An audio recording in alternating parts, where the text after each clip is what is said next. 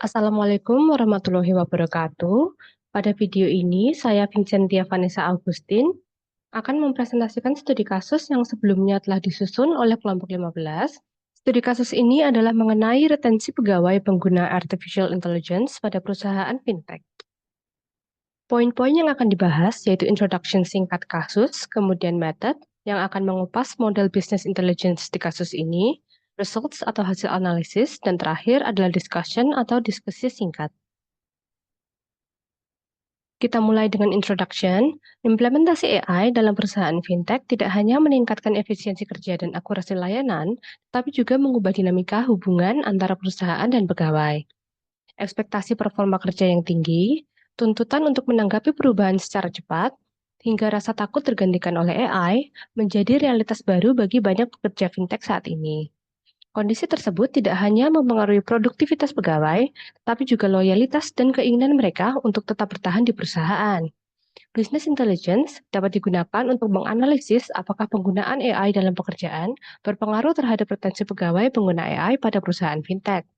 Hasil analisis kemudian dapat digunakan oleh manajer perusahaan untuk menyusun strategi apa saja yang harus dilakukan untuk meningkatkan atau mempertahankan retensi pegawai di perusahaan.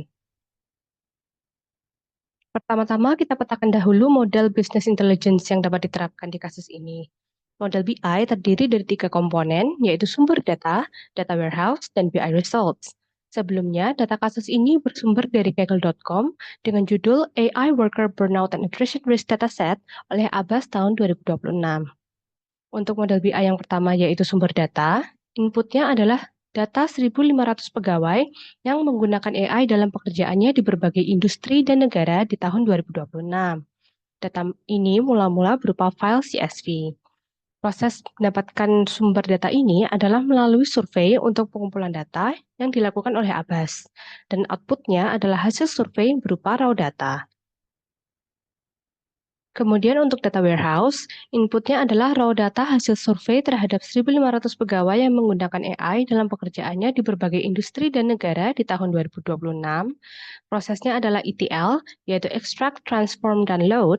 Di antaranya adalah proses data validation, data cleaning, data transforming, data aggregating, dan data loading untuk menghasilkan data yang sudah bersih dan dapat diolah.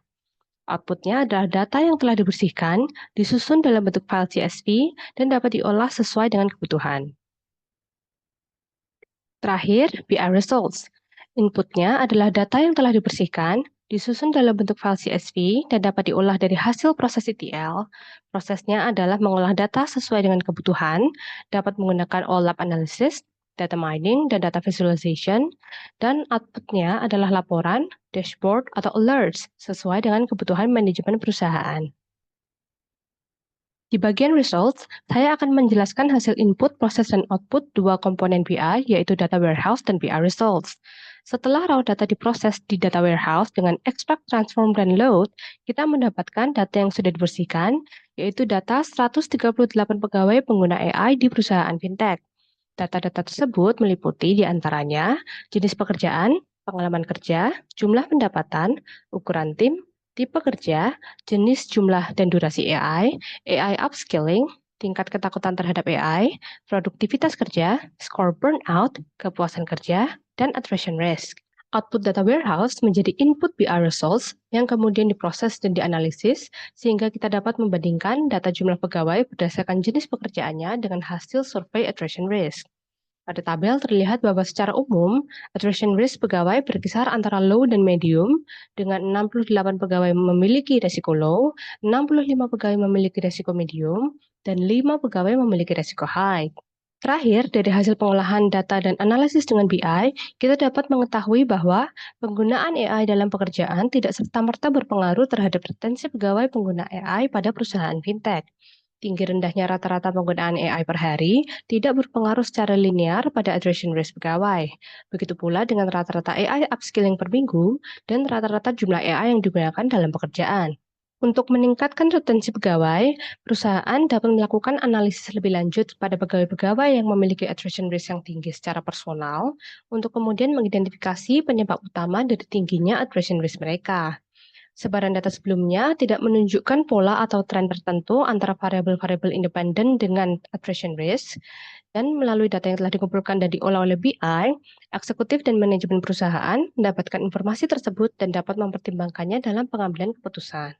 Dalam menyusun studi kasus ini, tantangan yang kelompok kami hadapi diantaranya koordinasi dan komunikasi tim yang hanya melalui media sosial, serta kesibukan atau pekerjaan masing-masing, sehingga harus mencari waktu untuk melakukan pembahasan dan pembagian tugas. Terdapat resiko penggunaan versi data yang berbeda, sehingga perlu dipastikan bahwa seluruh anggota tim menggunakan file dan dokumen yang sama. Setiap anggota tim harus menyatukan persepsi agar kesimpulan penilaian tetap konsisten dan objektif. Pengelolaan waktu pengerjaan tugas harus disepakati dan dipantau secara berkala untuk memastikan tugas selesai sesuai jadwal dan kualitas sesuai harapan tiap anggota tim. Demikian video studi kasus ini. Terima kasih atas perhatian Bapak, Ibu, dan teman-teman sekalian. Saya Vincentia Vanessa Augustin akhiri sampai di sini. Wassalamualaikum warahmatullahi wabarakatuh.